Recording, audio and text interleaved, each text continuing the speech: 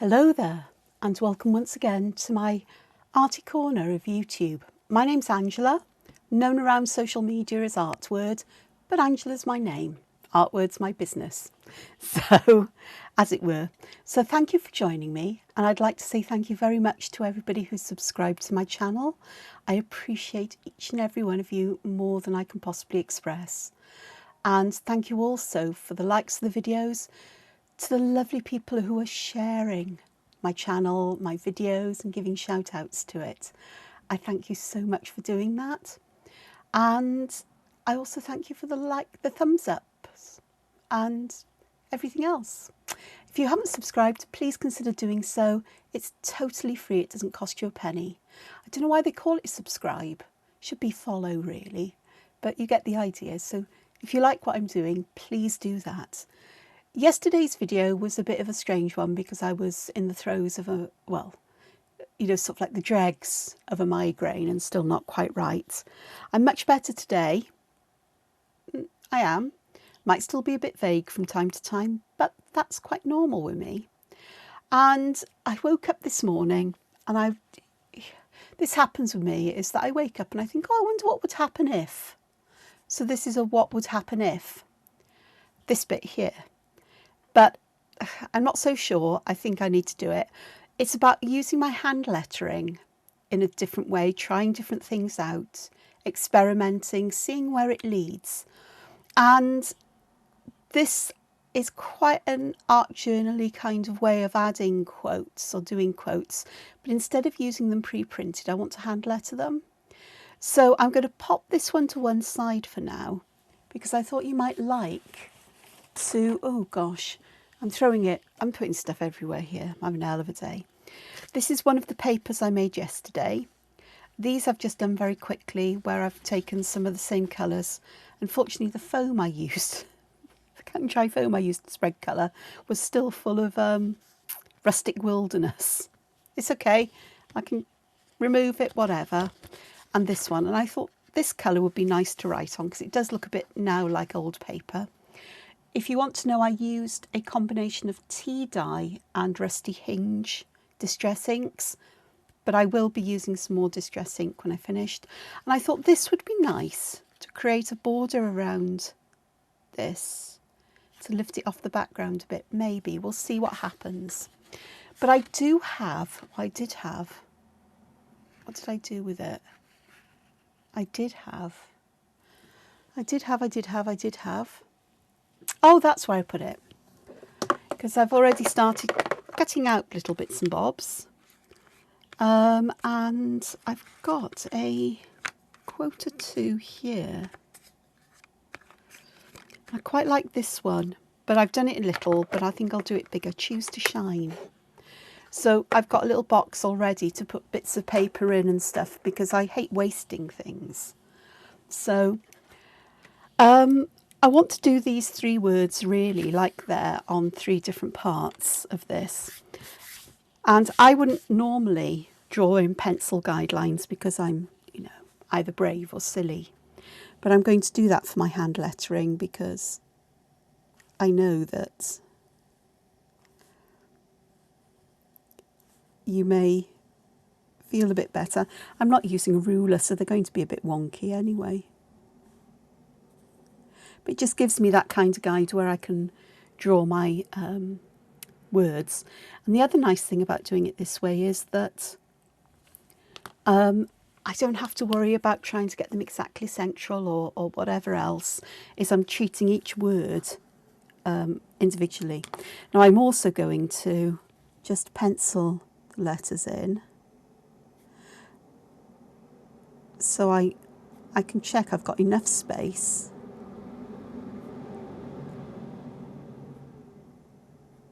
That one just barely, but I can adjust that when I come to ink it in. If you prefer, you can erase it and start again. 2 is easy, and the shine will fit in nicely. The other reason I sometimes pencil in is because I realise later that I've misspelt a word.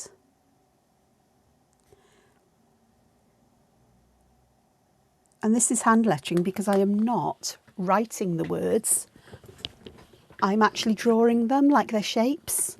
It's not handwriting. So hand lettering is a bit different. And it's also not calligraphy. Calligraphy is a very artistic form of handwriting, I suppose, but you learn letter forms and muscle memory and things like that. So it's not handwriting either. It's more formalised, I suppose.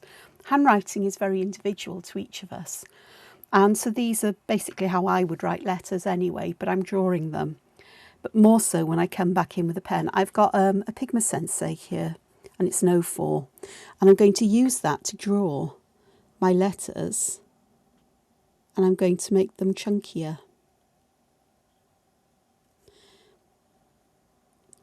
Perhaps. I say that because really it doesn't matter. I can use a mixture of lettering styles for each letter if I want to. But let me have a look. So that's quite fun. I'm just going to give a little bit of weight to the bottom leg of that H. For this O, I think I'll do this and perhaps use that idea of thickening the sides, but I've done both there. And perhaps this one. I'm kicking myself now because I think I could have made this smaller. But it's okay. S's I find the most challenging letter to do. And Z's as well. It's the way the shapes go back and forth. So I am going to do a capital E here. So each of these is a little bit different. So it's a bit of a funky alphabet.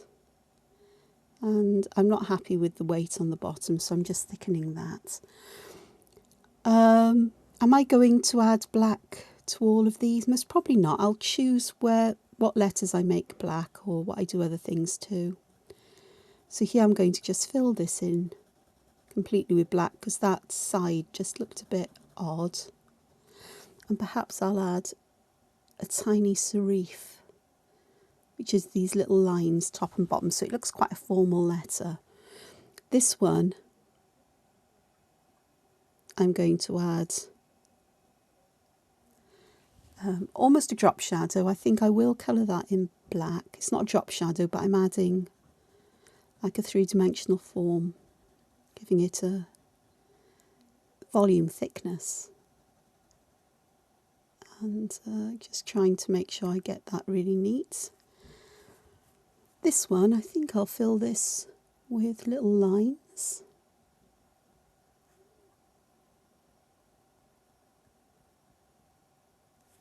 This one I think is going to be polka dots, and I'm going to have them. I'll have some complete dots in here because I've got enough space at the bottom for that. But I'm also going to have them going around the edge, so it's got a case of black measles. My S, I think I may just thicken the outline all the way round and just have it really bold. And for the E, I'm going to use like little serifs, but I'm going to make them almost like triangular shapes, but with a bit of a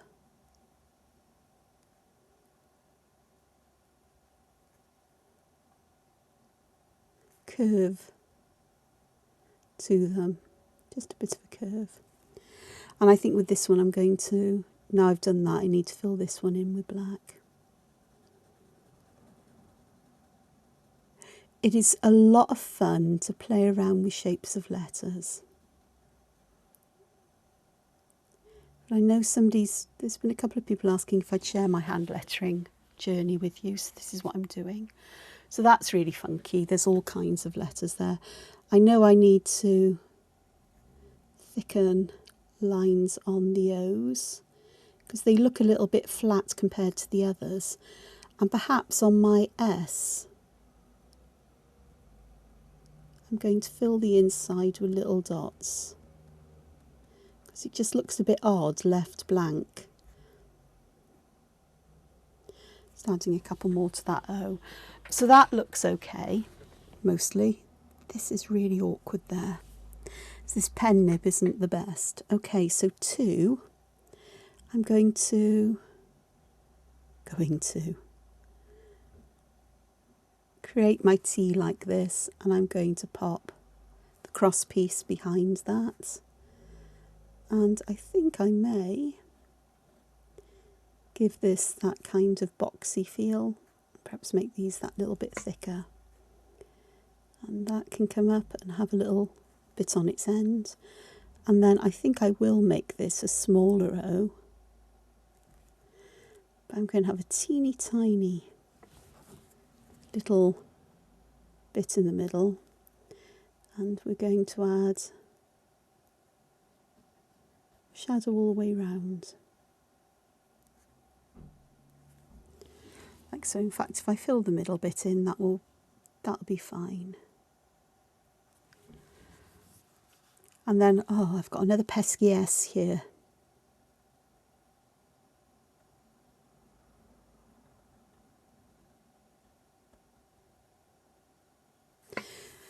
So I've created like little bits here that will, it's almost like the S is tucked in upon itself here now.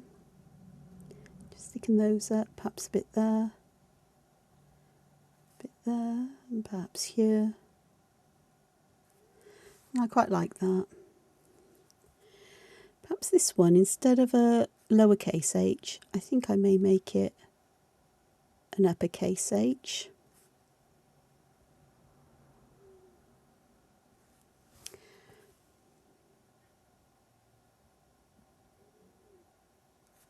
Do you know how they got the names uppercase and lowercase?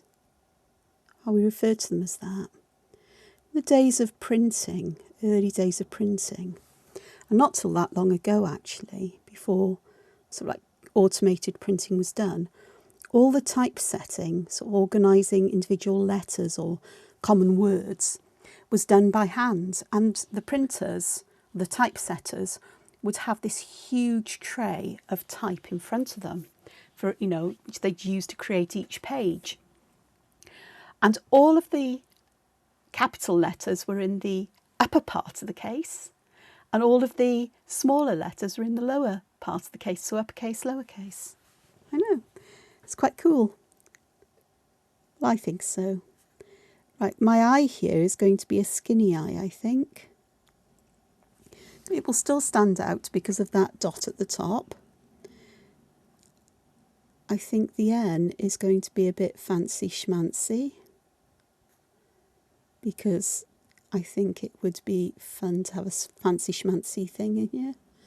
I say fancy schmancy, it's not as fancy as it could get, but I'm just doing this. They're beginning to look a bit like, those ransom letters made out of different kinds of type cut out of magazines and newspapers.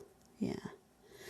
And I've done a uppercase E there, so let's have a lowercase one here.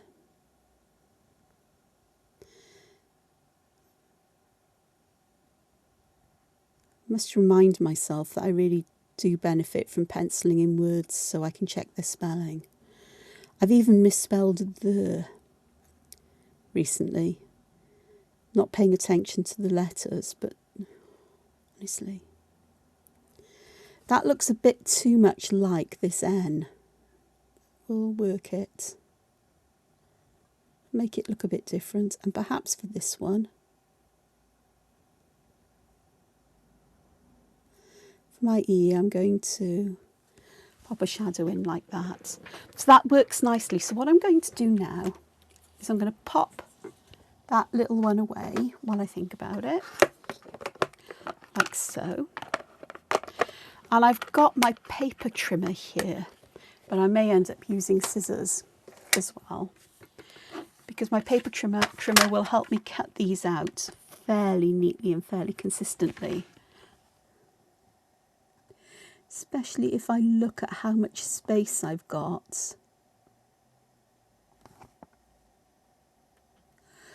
Okay, yeah, that'll work.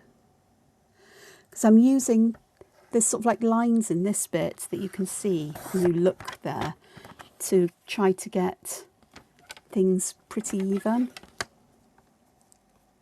Right, that'll do there. Paper trimmers make life so much easier. They really do.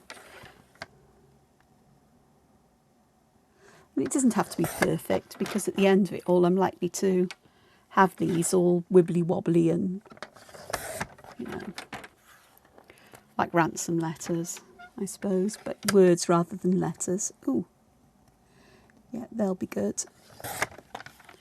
Okay, so I've got those, and I'm going to use scissors though to trim the rest off. I'll keep my paper trimmer out here somewhere, but I do want to just trim these, and I am going to do them by sight. 2 is the biggest one, and I've got that little piece of paper there. That one I can make use of, these others I won't, so they can go into the rubbish. Okay, and the next thing I need to do is find my eraser, because these should be dry enough now for me to erase my pencil lines. Use a very light hand if you can with pencil, because it's a lot easier to remove it. This may pick up some of the ink because I've used distress inks, but it's no great hassle to go back over the black lines with another, with black pen. Okay, so there we go. It's picking up some of the pigments, but there we are. So I've got that. That will be able to go in the box. Now the last thing I want to do with these, move my paper trimmer out the way a moment, is I do want to use some distress ink around the edges just to give them that feeling that they're finished, I suppose, or there's a nice edge there. And I'm thinking I could use Rusty Hinge, but I think I'd like something a bit darker and a bit cooler. So I'm looking here. I think I don't often use walnut stain, but I think I might here. Let's just have a look. It fills in, I don't know if you can see, the white paper, but I can use it just to bring some ink, just a very thin sliver, a little bit of ink, and a little bit uneven, just into the paper a little bit, just by touching the sponge just to the edge like that. And then that gives it a nice kind of finish. So if I move some things out the way, because my desk is getting crowded here, but we can see how it'll look. And if I put one on I haven't done yet, you can see the difference it makes. It just gives it that edge, that border. It helps to just separate it off the back. It also makes it look a bit more vintage and a bit more grungy.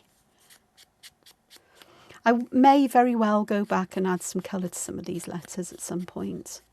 But my plan today is just to get these down and start doing some drawing with you, because I know you'll like to see some drawing. I mean, how long's this video? It's not even 20 minutes yet. And yet, I know I'd done some preparation before this and I tried some stuff out. So that saved me some time here. But I just think this could be a lot of fun to do. Just put the lid back on. Okay, so I've got these here. I'll tell you what I might do is, if I can find, there's my bit of scrap paper. It's getting very prettily mucky, isn't it? I'm just going to add bits of this, tiny bits of the very light hand, to add some of this walnut stain just around the edges of these little cards, just to make them look a bit more worn and aged and old. So that looks, and that then will help them to stand out. So let me just move that out the way, because I do think that actually really does help. So we can have choose to shine. So now I can work out how I want to arrange these. I could have them in a line across the middle. I could have them sort of wobbly and wonky to one side. I could have them over, you know, sort of like over the page. I could have them staggered like this. Perhaps a bit more, I don't know. Do want them a bit wobbly and wonky. But the next thing I wanted to do was to see what would happen if I pop this, you know, one of these underneath, so sort of like gave it a frame, and see if that will help it. Do I like that? I'd actually want it a bit smaller than that, but do I like that? Or do I like that? I think I actually just like this just as it is. I'm just going to cut the paper here into half so I can get it into the box. I think I like it just like this, to be honest.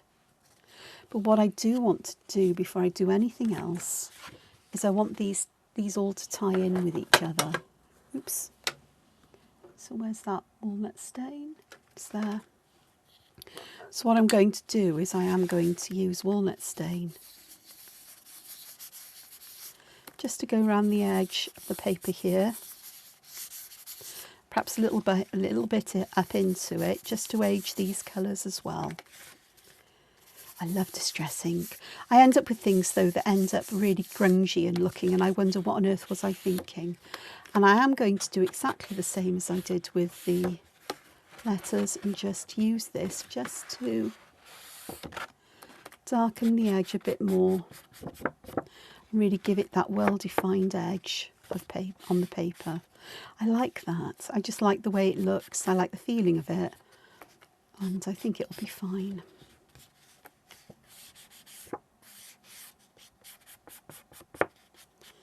And just that little bit that spills over, if I can manage that as well. It gets it really nice and dark here. So let's have a look.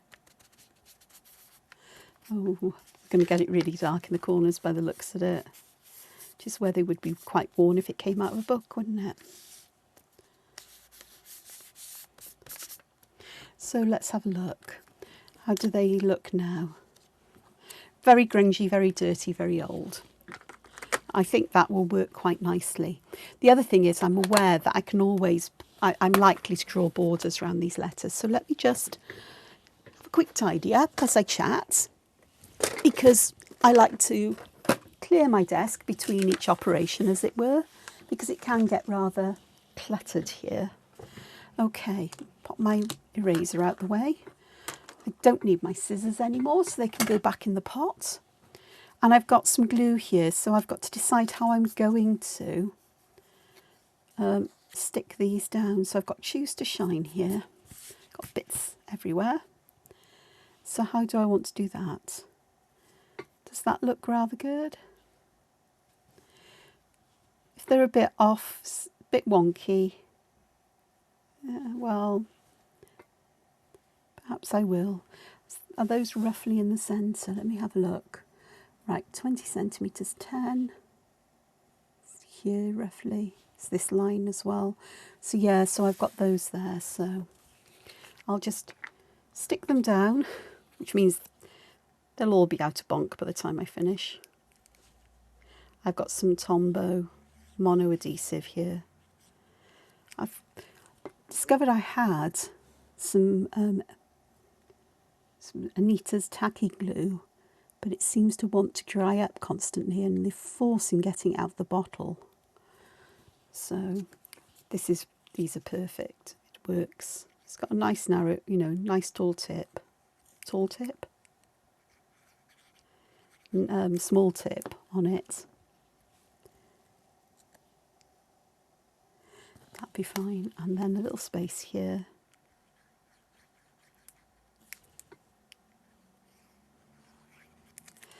And then that is that. Again, it doesn't have to be perfect because it's all handmade. If I wanted it perfect, I'd use a desktop publisher or word processor or some such, and I don't. It's hand lettered, but it's good enough. Okay, I do want to put some, I think I do want to put some lines around this. Now this is where this could all go completely wrong. So where's my other one? Because this is my test piece, because I'm not at all sure about this. But let's have a look what happens if I put some black lines. I'm running my pen along the edge of the card because it's obviously raised up. This is mixed media card from Partway. And it's got some tooth to it, but it's really sturdy stuff. So how does that look? You can't really see the difference, I guess. So I think I'll do that here because you can see it. I can see it, especially from the sides. But I just think that it will give me that kind of edge that I like around things on the border. Ooh, now that one went all wonky, so I'm going to do the same kind of thing to all of them. And that may lead me into my next step. Because now it's time to start drawing, so let me just do this and get some rather wobbly, sort of like uneven, overlapping lines and so on around each of these. And it reminds me a bit of, well, only a bit, it's not really Diva Dance, but I think that might be what comes next, is that I can do Diva Dance all the way around these perhaps. So, apologise for creaking chairs and things, but I just get so uncomfortable fairly easily. So I've got quite a bit of scribbliness around these.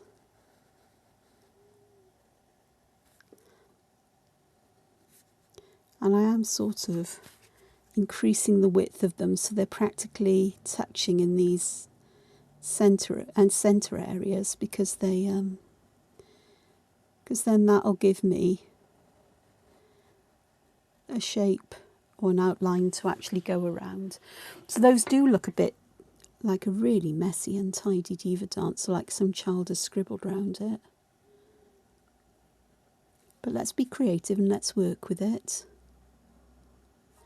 And get these to actually touch and overlap perhaps.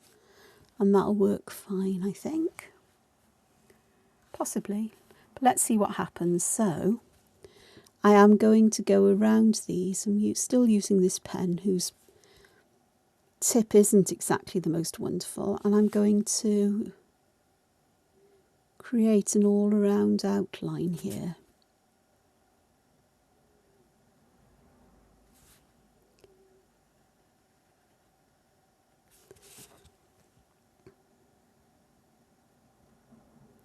And I'm following the lumps and bumps in this kind of textural random pattern I've put around them. But as nobody says you can't create random textural patterns. And in fact, in places I'll want to actually increase this pattern and join bits together so it looks more like that. And perhaps I will do a couple of rounds of Diva Dance. So I'm going to pop in some of these blacker blotches. And I may actually go back and do this in the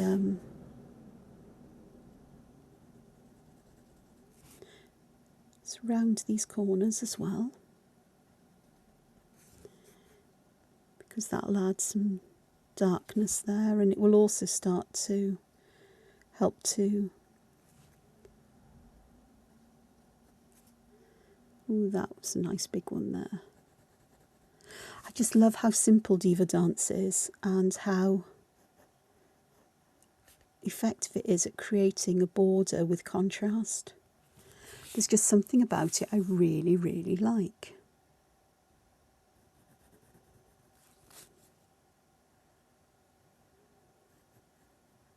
Now I know that this may not be to everybody's taste, and I'm not entirely sure whether this is going to work out to be my taste in hand lettering, but I do think that exploring, having the courage to try something new and different, or, you know, extend what you already do in some way, is part of growing and developing. And it's having that courage to fail. Is to try something out, and if you fail, well, you hopefully we learn something from those. Is that sort of like, go, okay, this hasn't worked for me, but is there any mileage in it? Can I make it work? What can I do? Or what can I learn from it and apply to other areas of art? Do that. It's never really a fail. It's just an experiment. It's let's see what happens. The what if I do? What if? Well, I'm going to do this because I can.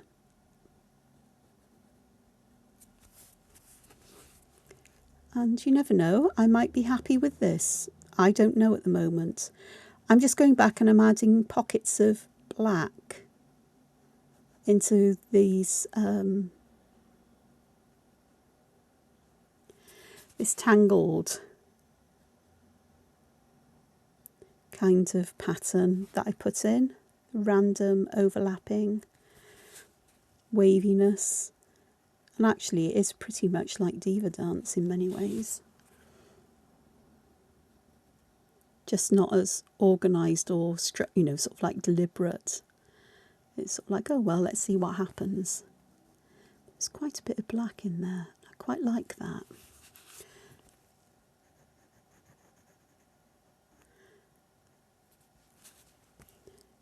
I can see bits where I've missed with black ink. It's mainly a function of the nib of this pen. I do wreck them very quickly. So while I'm doing this, how are you all doing? Trust you're doing fine and well and dandy. Yeah. Part of me is feeling a bit guilty indulging myself this first thing this morning. Well, relatively first thing. Because I'm very aware that I'm running out of time for my contract. But that'll be my next job today. Sometimes you just got to get something out of your system before you can settle to other stuff. So what do you think? Does that look okay? I think so. Perhaps just a little bit more black there. So I've got some interesting shapes going on here, but I just think I just need to look at how I can get that's over here hasn't got as much. It's getting that feeling that it's balanced and it looks okay. So I'm just having a quick look. That'll do. That'll do, that'll do. Okay, so I've done the diva dance round here, so let me just go around this one. It looks like I've got a letter I here. So it's almost like a subliminal message. I choose to shine. Well, I'm happy with that. That's a different way of doing it.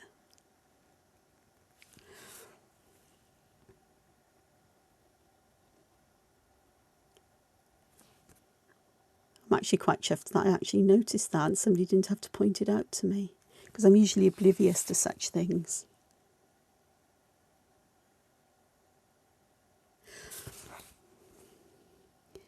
In my stash from my time with art journaling, I had quite a few of these things. They're from Tim Holt's Ideology. This is Chick Chat, so it's just individual letters, but then you've got ones that are little phrases, and have a look, can I find that one? There it is. It's called Small Talk. And I'm using these for some inspiration. This one's an interesting one. This is new, and I did buy this recently. And it's full of quotes from books and things that are quite fun as well. So, because I don't automatically come up with words necessarily for things like this, perhaps in time I will. Okay, do I want to do any more diva dance around this? I don't think so. Now my next conundrum is, do I do a lot more work in black, or shall I try working in coloured pen? I think I'm going to stick with black, possibly. Or shall I? Now I'll tell you what I'm going to do. I'm going to circle around a moment in my zig writer, and I've dug out the denim blue one, and I'm going to use that to do a couple of rounds of Diva Dance, I think. So perhaps well, that's a nice blue. It's not as grey blue as I thought it would be, but it's a nice blue, and I think it goes with the background quite nicely. So let's have a look at this and perhaps try using some colour.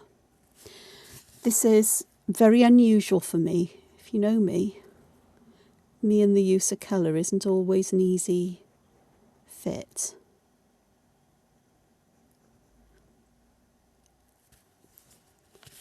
But let's have a look and see what this can do. Because the worst thing that happens is I don't like it particularly, but I can always make notes on it, annotate it when I put it in my sketchbook. And that way I can reflect on it and learn something from the process about what I like and what I don't like. We may actually find out that I like it. This is a nice blue, and I think it goes with the blue background quite nicely. It's strong enough to stand out, but not so strong that it's, you know, in your face kind of thing. Just put one over there, and then let's go around.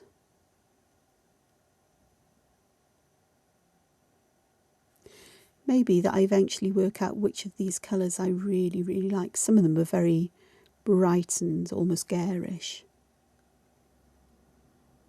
But I bet you there'll be some I keep going back to time and time again. I like what happens here. And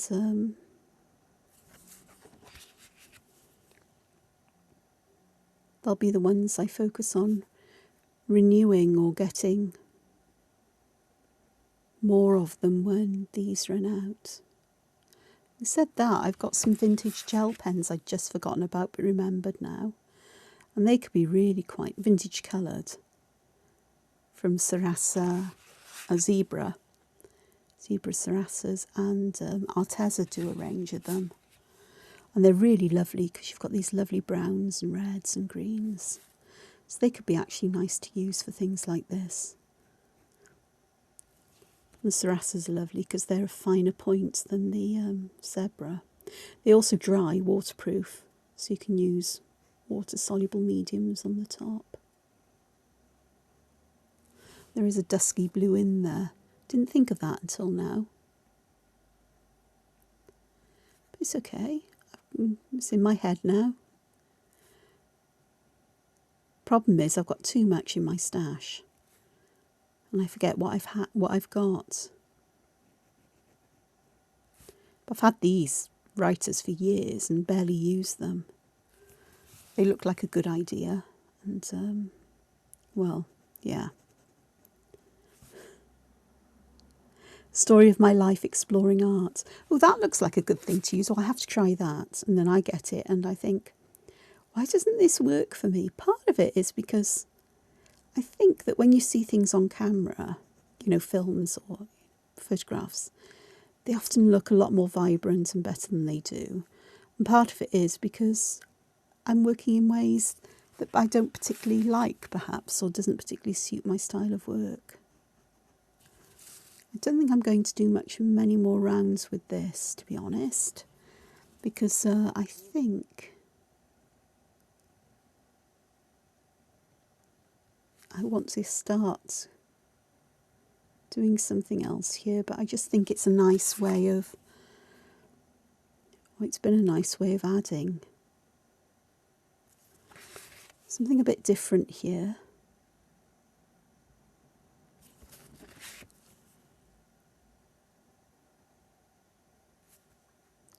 That's okay.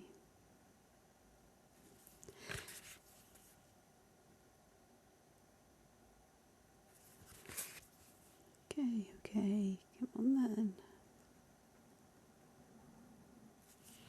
Just adding something that's a little bit different around there and using colour in a different way.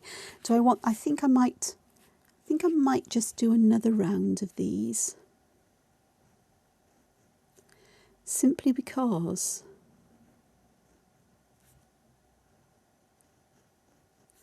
perhaps I just want to use these to even out these lumps and bumps so I get a smoother edge like I've got over here, ready for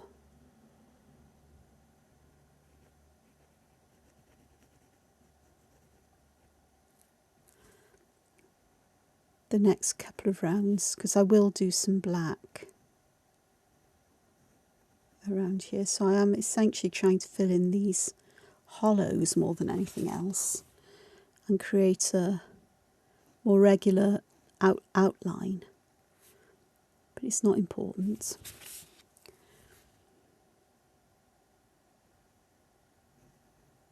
Still can't get over how I've created a letter I without realising it. It's nice when things like that happen. You go, ooh. So I don't think I'd have ever thought of that. Now I've got this in my head. You can imagine now that every time I add a quote, you can put a letter, you know, I in front of it, like I choose to live, making it a declaration or an affirmation. I choose to shine. Then we're going to get, I'm going to do that, aren't I? But that's okay. That could be almost like a signature thing of me. I don't know if anybody else does it, mind you. But there's always the possibility that they do. But we'd all do it in our own way, wouldn't we?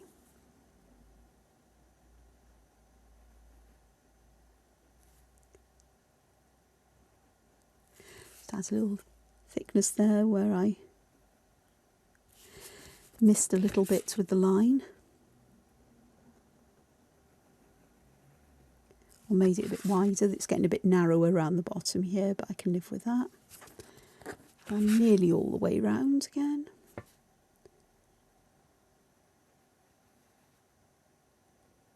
And I think that's enough of the blue, possibly. I'm so tempted to carry on using it, but I am going to go and add, I want to do something black around here, but I'm not going to do Diva Dance. But I am going to create a black bordered pattern, I think.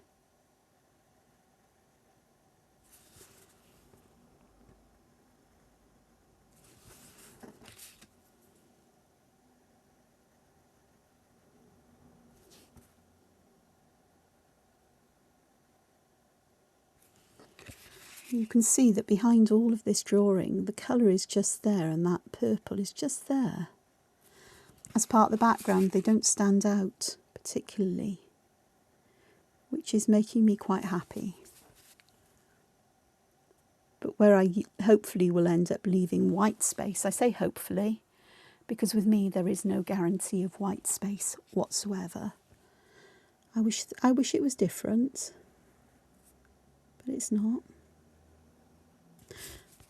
And what's just come into my mind here is this reminds me of the series of Zentangle, where they looked at what they call cartouches, which is creating borders around objects or you know, designs around those to frame photographs or a particular object that you'd like to show off and so on. If you're interested in that, then if you have a look on the Zentangle YouTube, then you'll find it there. And I am going to just put a smaller border around the outside of this one.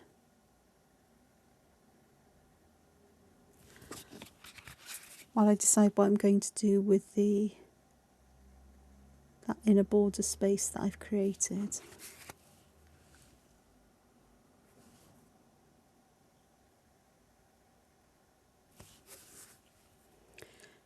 Might see me every now and again going back to places on the inner part of this, because as I move it around, different things come into my vision. I think, oh, I need to sort that one out.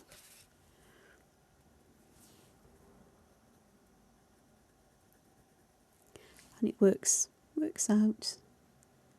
Just do what you need to do.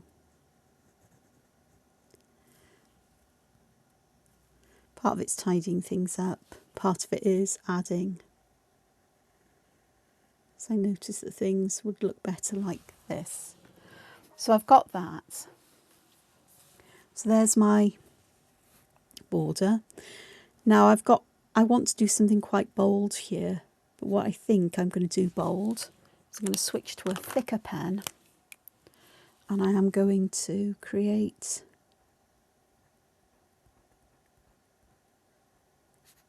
a border of squares. But I will come back, and the in-between bits I'll either fill with white or perhaps with a metallic colour. Metallic would look good, a metallic blue would look really good because it would bring out that blue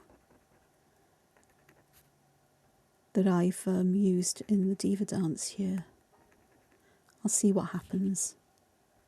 I don't know yet. I will get there.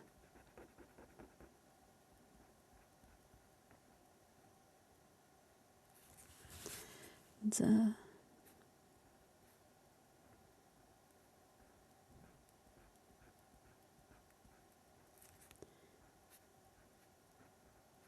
it's now almost looking like a figure eight, mind you, but I think that blackness around the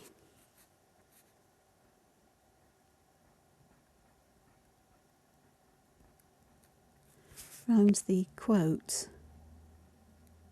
hand lettering, makes it all a bit different. No, not different, but it helps to bring it out. It's the blackness, isn't it? It draws your eye in. Blue's not so noticeable, it's there, but it's more of a textural pattern.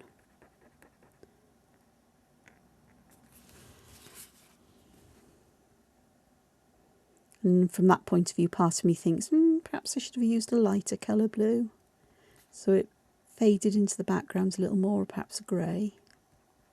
But it is what it is for now. Here I'm just using a Fudenasuki pen, it's a Zebra one. And it's actually got quite a firm tip to it. I'd be better off with a softer tip, but I don't have a softer tip one. In the pencil case I've got close to hand.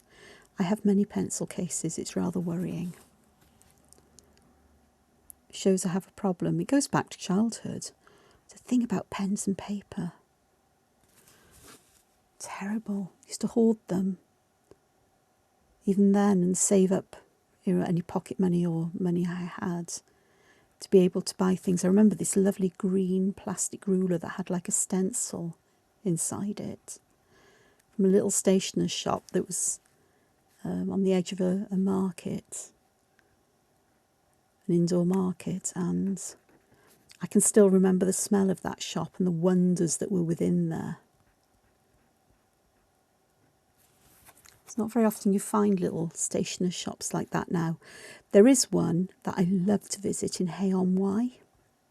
And Hay-on-Wye is sort of like the town of books almost. There's so many bookshops there, you know, vintage, second-hand, and as well as new ones.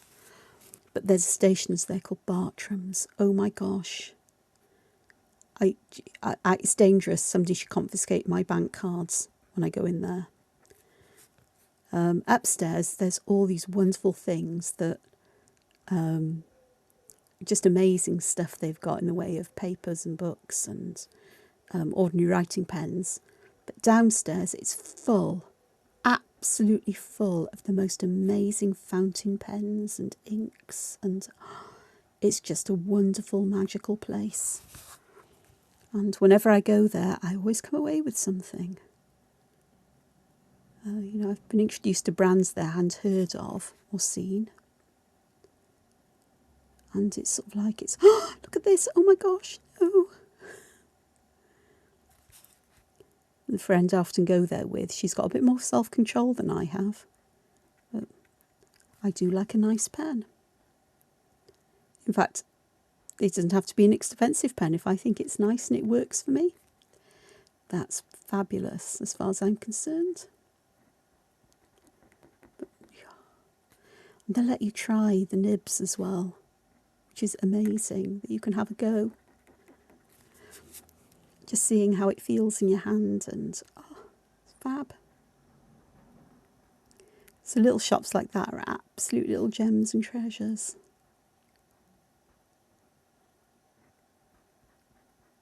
Just so beautiful.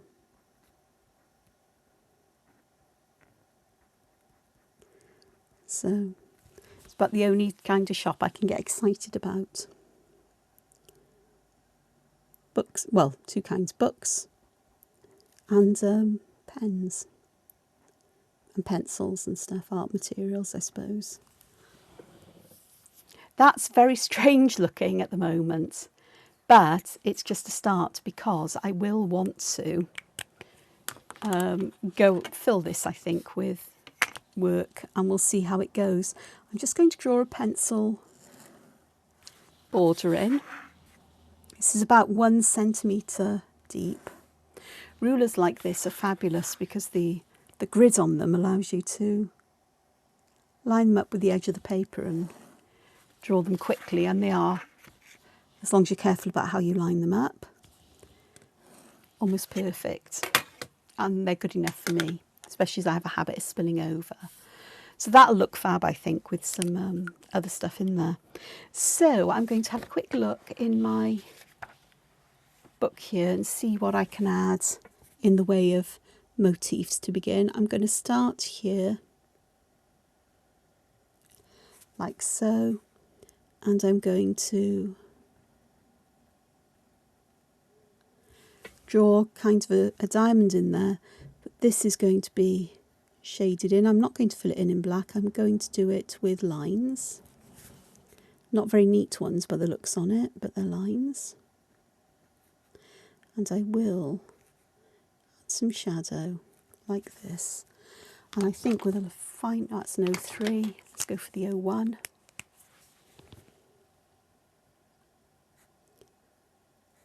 Just going to add some lines like this. So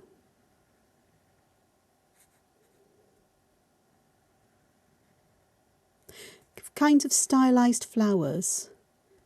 So there's 4 of these like this. Then I will just give a border like that.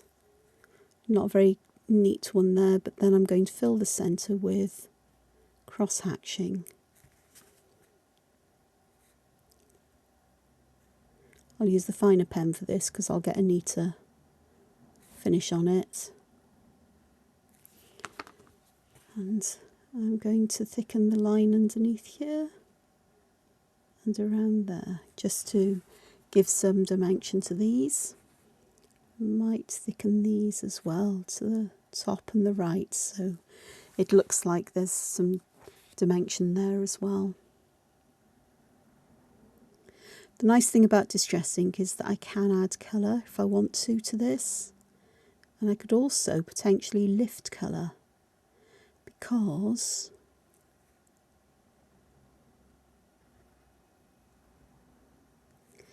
the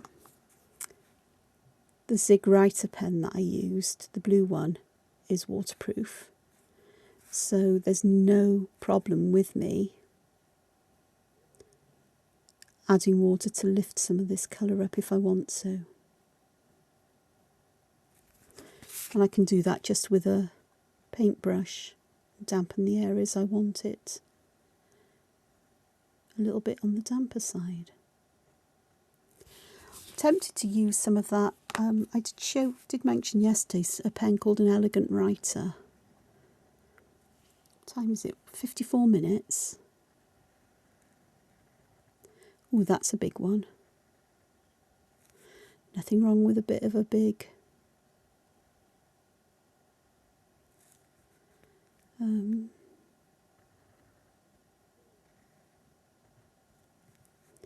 so let me just add.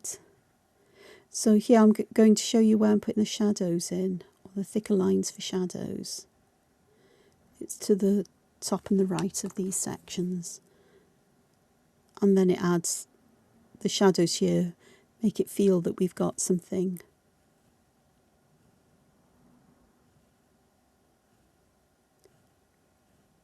raised up, so there's a lot of dimension in these little motifs. They're really fun. I'll show you if I take the back of this one, if I draw a full one, because I haven't drawn a full one yet. So it's a circle, and I'm putting another border around it. Then I'm drawing a sort of like square or a diamond like this. I'm adding shadow to the top and right of the inner circle and to the left and bottom of the outer circle there. And then for these, it's to the top here and part to the right, part of the top here. Then I'm adding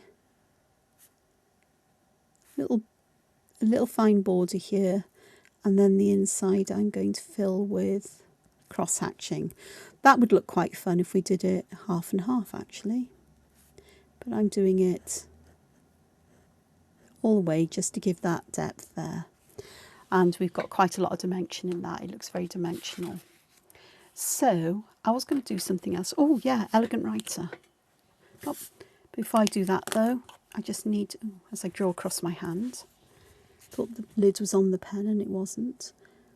Curse of wearing reading glasses that only allow you to focus over a relatively small distance.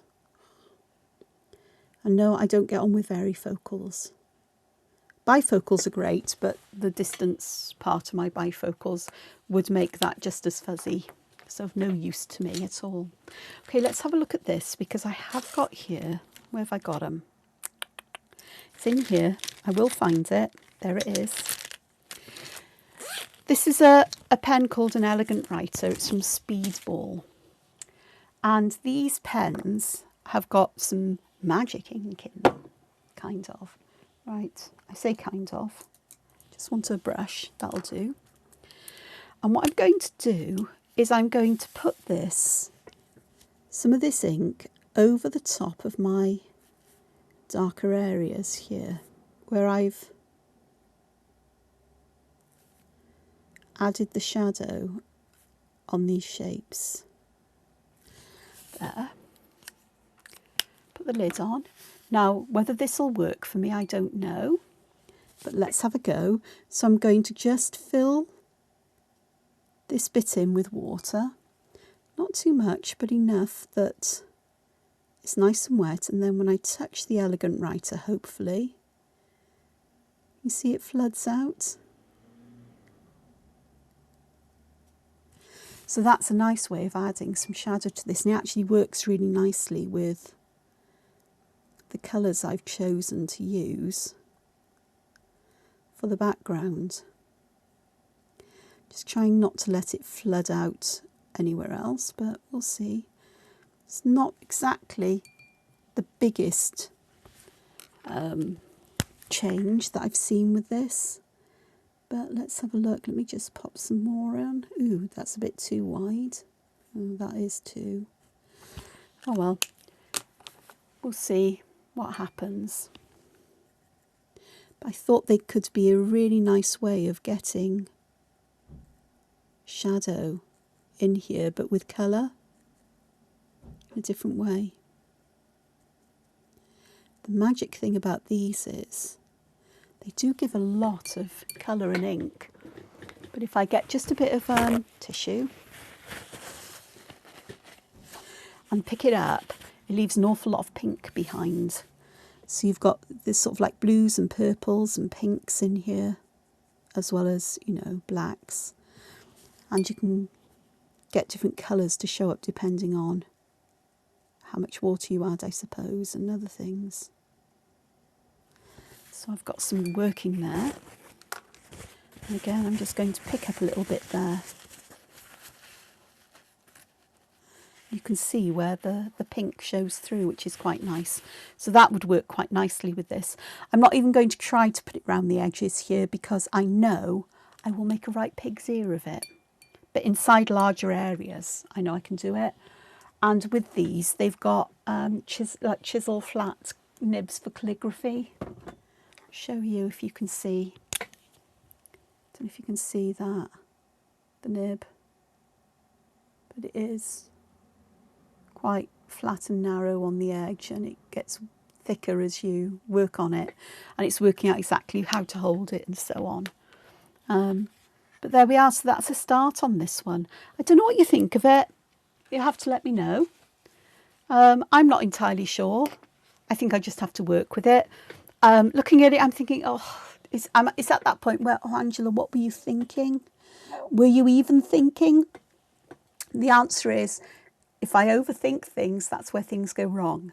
If I trust my instincts, things often work out right. Yeah, I think there's a mix of the two going on. But I won't know until I finish this, until I complete it. The other thing I wanted to show, which I'm not sure whether I did yesterday, is I said about using this more like a background pattern. And I've certainly done that with, I forgot, where is it in here? Wrong book. Oh, too many sketchbooks now as well. It's getting ridiculous. Okay, so if I show you this one, I don't think you can see, I've used like a soft greeny grey here to, I think it's actually called Sage, to add some patterns to the background. Lots of different patterns. I'm not keen on that. I like this one though, like little pebbles. That's quite fun, which is Crescent Moon. Use tipple, I've used zigzags and just straight lines and cross hatching. Here I actually wrote in there T many times, and then I just did put some background thing in. So the T makes a pattern as well, using letters to make a pattern. And the other one was this one, which is I started it on Saturday and finished Saturday. But I just used all the same pattern in the background just for background colour. And that's where I went back to creating background colours with Distress inks. But of course then that means that I don't have this lighter colour like this. Everything's coloured more or less the same unless I add colour like I've just done there. So, you know, this might be a bit bright to be counted as that kind of background texture, but it's a start. It's something to start and work on. It's like anything else. Until you try things, you don't know what's going to happen. So I'm going to leave you with this. I'm sure I'll get some comments, but no, don't like it. Yep, love it. Gonna have a go. All I can say is it is what it is. And I'll be back again. It's probably tomorrow. Tomorrow's Wednesday. Today's Tuesday. It's the 24th of May. And hopefully I'll see you soon. So until then, take care, be safe, be well, and above all else, find time to be creative. Ta-da, bye.